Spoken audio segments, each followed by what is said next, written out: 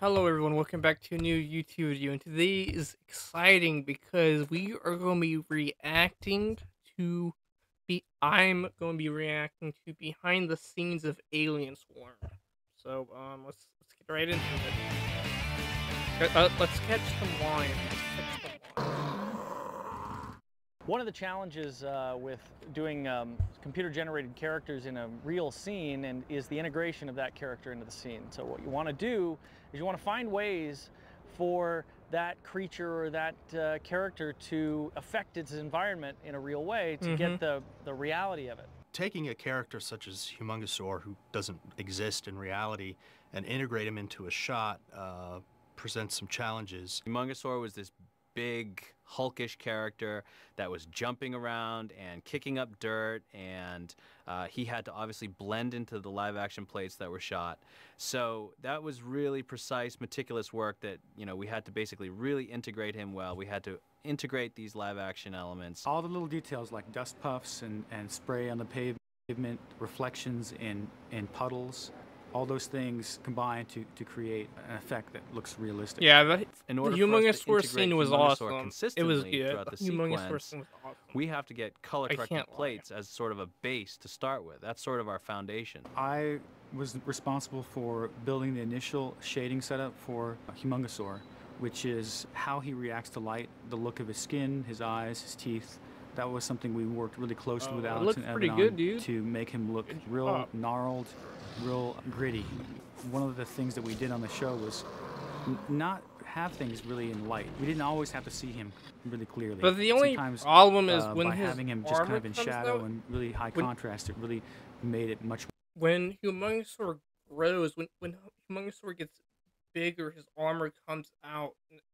When this Humongousaur armor comes out, he doesn't grow, right? So it's kind of like I didn't notice that when I was a kid, but now you notice it when you grow up and you're like, hey, his armor came out, but he's not growing. Much more menacing and much more interesting. Environmental things, kind of like the dust, the footfalls. He does kick up some dust as he's moving around.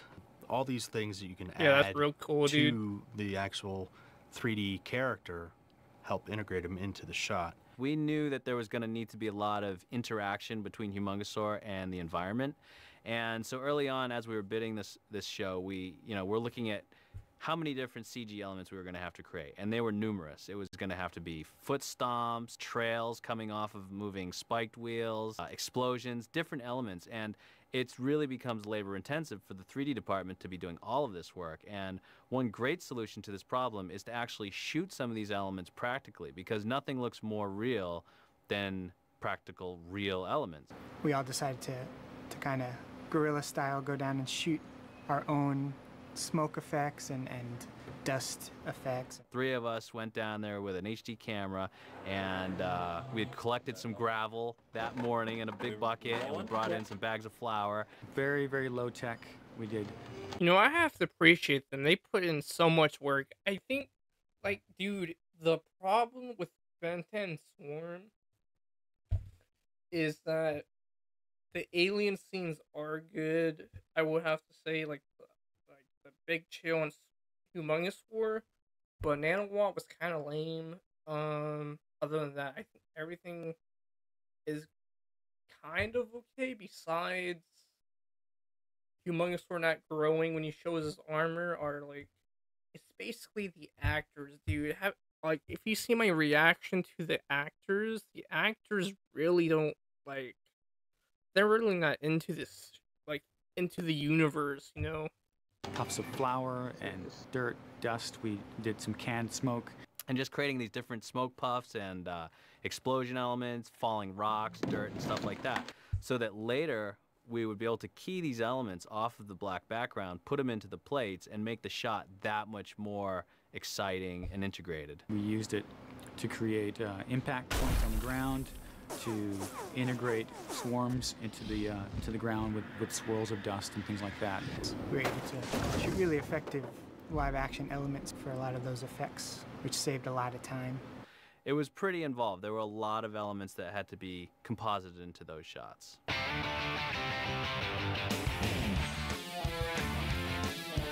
So what we've done here, as you can see, the effects team is rigging this piece of wall. This bit of concrete here was originally here. This piece of wall is styrofoam. So we've actually added this little return, and then what we've done is we've added this piece that's breakaway. Where you see those tape marks, there's pyrotechnic charges that'll blow out pieces of the wall, and it'll look like something's hit the wall. That's really cool. You see Humongosaur?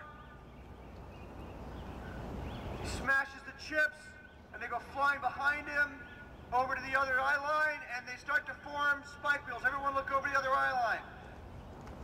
That's kind of whatever. It's kind of a nightmare.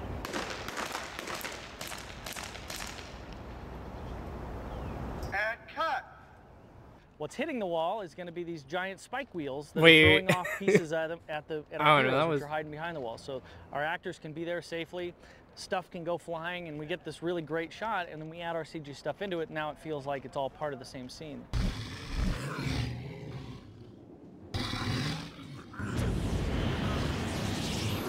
That's kind of whatever. It's kind of a nightmare. I wonder if that was in their line. Because what's a nightmare? I'm not understanding what's... I don't know. I don't understand what when. Nightmare.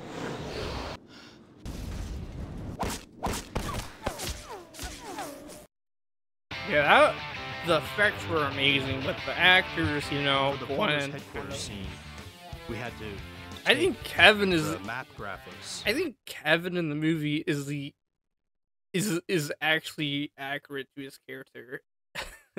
And make them look like they were being projected on the wall behind the headquarters. So in 3D, they actually tracked all the camera movements.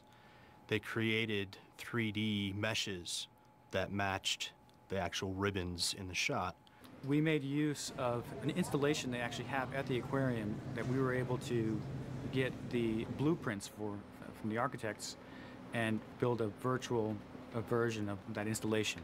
Oh, And then that's we're able cool. to match to the camera that was on set to place that in the scene and basically replace the real set elements with our digital light band installation. And once that's created, we're able to give that geometry to the compositors, and they were able to map all the graphics onto that and have it lock into the scene perfectly.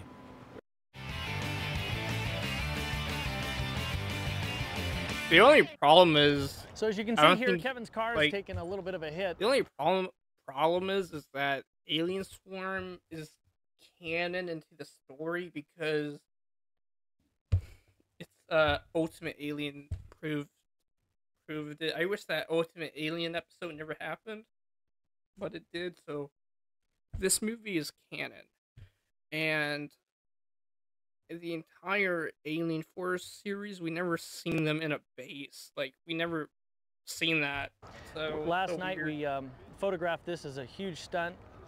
The car was driving about 40 miles an hour down the road, hit a big ramp, went flying, smashed itself into these pieces here.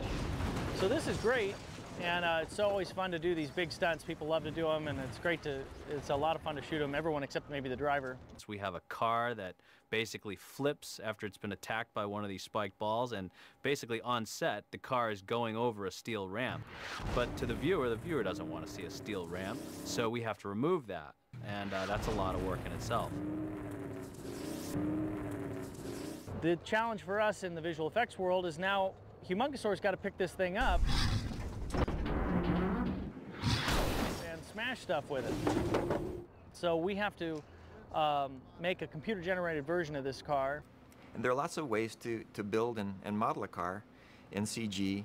Some of them are expensive and time-consuming, then others require a lot of cheats and tricks. And because of the budget and the turnaround time, it became very evident that we needed to pull out any kind of a trick out of our bag to be able to make a CG car look very real and make it look wrecked as quickly as possible.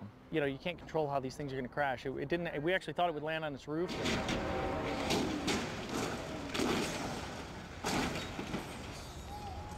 It landed on its That's pretty wheels. cool. So That's really cool, We only dude. had the one, so that's the first and only take of this car crash, so we're gonna make it work.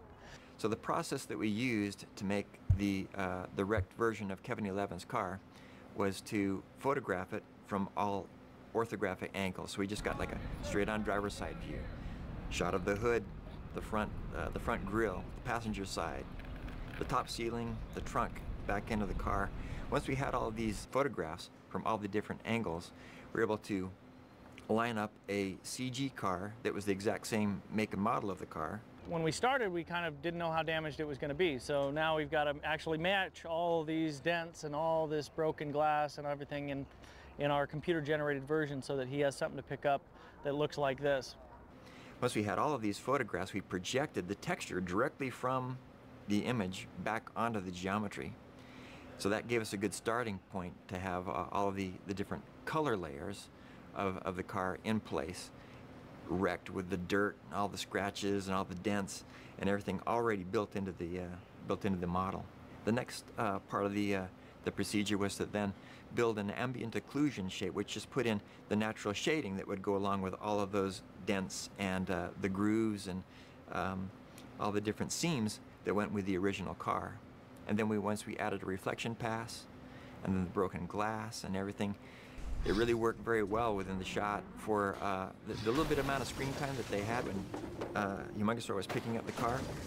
It pulled it off, and we didn't have to spend weeks and weeks developing a photoreal computer-generated car. It's pretty good, dude. But like,